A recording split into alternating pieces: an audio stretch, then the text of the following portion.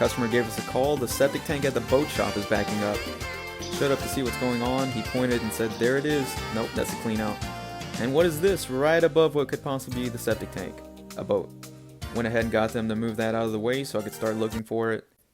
It was kind of tricky to find. There was all kinds of stuff buried in the dirt that made it feel like I was probing and hitting the septic tank. But I finally found it. It was a really small tank, maybe 300, 500 gallons.